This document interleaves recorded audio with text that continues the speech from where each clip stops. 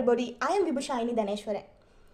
Biology என்ற பாடத்தில் அலகு 2ல் ஒளித்தொகுப்பு ஒரு மிகப்பெரிய சாப்டர் அண்ட் மிக முக்கியமான சாப்டரும் கூட.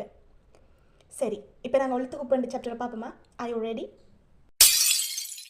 இந்த ஒளித்தொகுப்பு என்ற செக்ஷனில் ஃபஸ்ட்டு எங்களுக்கு தெரிஞ்சிருக்க வேண்டிய விஷயம் என்னன்னு சொன்னால் எங்களுக்கு டெஃபினிஷன் தெரிஞ்சிருக்கணும் கட்டாயமாக. சரி, இப்போ ஒளிச்சக்தி என்று சொல்லுவோம் தானே. ஒளிச்சக்தி என்றது என்னது? சூரிய சக்தியை தான் நாங்கள் ஒளிச்சக்தி என்று சொல்லுவோம்.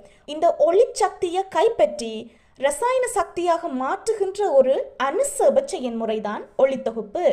ஓகேயா? அப்போ ஒளித்தொகுப்பு என்றா என்ன? சூரிய சக்தியை அல்லது ஒளிச்சக்தியை, உங்களோட ரிசோர்ஸ் புக்கில் ஒளிச்சக்தின்னு தான் இருக்குது. சரியோ?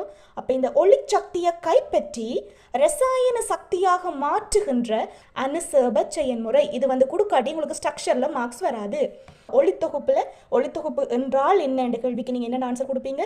ஒளிச்சக்தியை கைப்பற்றி ரசாயன சக்தியாக மாற்றுகின்ற ஒரு அனுசேப செயல்முறையை நாங்கள் ஒளித்தொகுப்பு என்று சொல்லுவோம். ஓகே, சரி. இந்த ஒளித்தொகுப்பு என்ற பாடத்தில் நாங்கள் அடுத்ததாக தெரிஞ்சு கொண்டிருக்க வேண்டிய விஷயம் என்னன்னு சொன்னால் குளோரோஃபில் அரட்டப்படுதல். சரியா? குளோரோஃபில் அரட்டப்படுதல் முக்கியமான செக்ஷனை நான் இதில் சொல்கிறேன்.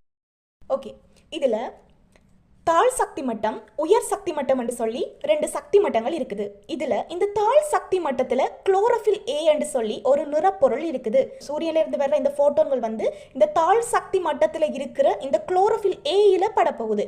அப்படி படைக்குள்ள இலத்திரன் விடுவிக்கப்பட போகுது.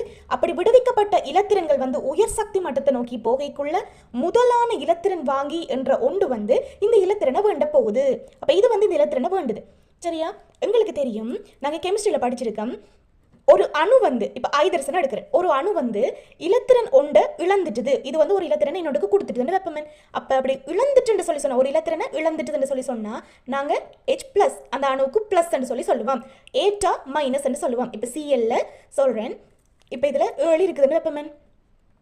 7 இருக்குது. ஒரு இலத்திரன் பற்றாக்குறை. அப்போ இந்த இலத்திரனை இன்னொன்று இருந்து இது வேண்டியது வச்சிருக்குதுன்னு சொல்லி சொன்னால் Cl- சொல்லுவோம் கெமிஸ்ட்ரியில். அப்போ இழந்தா ப்ளஸ் ஏட்டா மைனஸ்ன்னு சொல்லி நாங்கள் எங்கே படிச்சிருக்கிறோம்? கெமிஸ்ட்ரியில் படிச்சிருக்கோம். சரியோ?